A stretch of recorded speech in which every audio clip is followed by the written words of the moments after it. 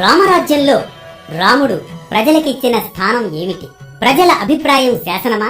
రాజధర్మం కోసం రాముడు ఏ నిర్ణయం తీసుకున్నాడు? తదితర ధర్మ సందేహాలతో కూడుకున్న నేటి అనగనగాలోని కథనమే ధర్మ సంకటంలో శ్రీరాముడు, రాజధర్మం కోసం రాణి త్యాగం, సీతమ్మ అరణ్యవాసం.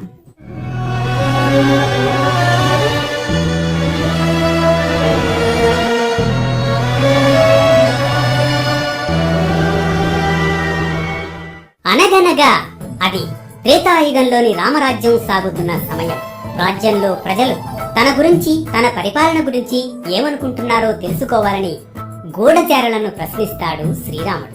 ఇది నిన్నటి వరకు జరిగిన కథనం. తదుపరి ఇక ముందుకు సాగుదాం. రాజ్యసభలో రాముడు ధర్మ సందేహంతో ఉంటాడు. ఆ సమయంలో ప్రవేశించిన గూఢచారి భద్రుడితో, గూఢచారి భద్ర, ఏమిటి వార్తలు విశేషాలు? ప్రజలు మన రాజ్యం గురించి, పరిపాలన గురించి, రాణిమాత సీతమ్మ గురించి ఏమనుకుంటున్నారు? మీరు చాలా కాలంగా ప్రజల మధ్య తిరుగుతూ ఉన్నారు కదా, నాకు నిజంగా ప్రజల నాడిని తెలియజేయండి. ప్రజలు ఒక రాజుగా తన పరిపాలన గురించి తెలుసుకోవడం రాజధర్మం. ప్రభు, మీ పరిపాలనలో ప్రజలందరూ సుఖశాంతులతో ఉన్నారు ప్రభు.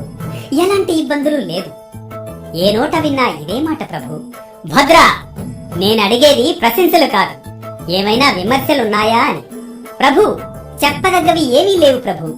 మీరు స్వార్థపరుడు, ఎవరికి దానం చేసే అవకాశం కూడా లేకుండా చేస్తున్నారని ప్రజలు అనుకుంటున్నారు ప్రభు.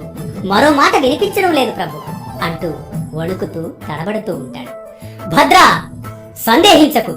స్పష్టంగా ముఖస్థుతి లేకుండా ఉన్నదున్నట్లు, కన్నది కన్నట్లు చెప్పడమే గూఢచారుల కర్తవ్యం అన్నది మర్చిపోకు. మహారాజా, మహారాజా, చాలా మంది సీతమ్మ గారిని గౌరవంతో చూస్తున్నారు ప్రభు.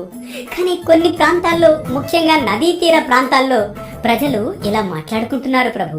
నగర శివార్లలో ఓ కుటుంబంలో కలతలు జరుగుతూ ఉండగా ఓ మాట విన్నాను ప్రభు. ఏడాది పాటు నన్ను వదిలి పుట్టింట్లో కూర్చుంది, ఈ రోజు నన్ను ఏలుకోమంటోంది.